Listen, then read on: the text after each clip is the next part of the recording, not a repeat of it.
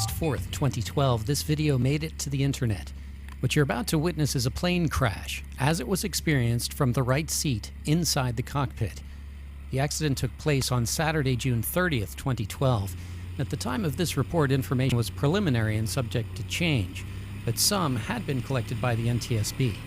The aircraft is a Stinson Model 108-3, generally a 165 horsepower single-engine high-wing propeller-driven aircraft capable of carrying 4, plus full fuel and light baggage.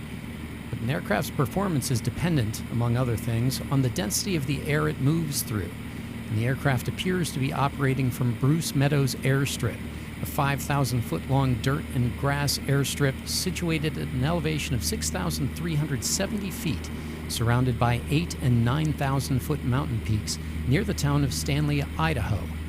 And that may be important. Watch what happens here. What you just saw was the aircraft skipping off the ground after having previously become airborne, only after prolonged ground run. The aircraft seems unwilling to climb. We'll not speculate as to the cause of the crash, but it may nonetheless provide a good example of what pilots call a high-density altitude takeoff.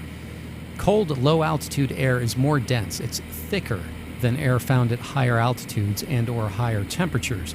Moisture in the air, humidity, displaces air molecules and also acts to thin the air. For the pilot of a propeller-driven aircraft, thick air has its benefits. It gives the surfaces of the aircraft, the wings and propeller, more to push against, as it were. It gives a naturally aspirated, non-turbocharged engine more air molecules to mix with fuel, and that results in higher power output.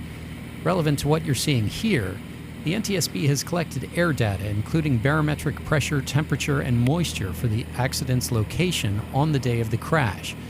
The figures show that while the aircraft was physically located at an elevation of 6,370 feet, the air around it was as thin as that found at 9,167 feet on a standard day.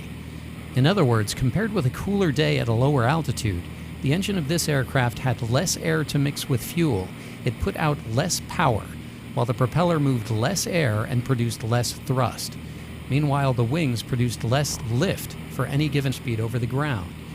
In practice, that means the aircraft needed more land to get to speed and more speed to create lift, all the while working with less available power.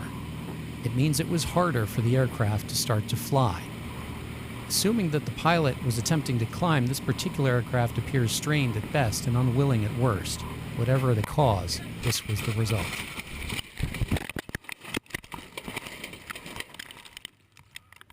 All 4 men involved in this accident walked away.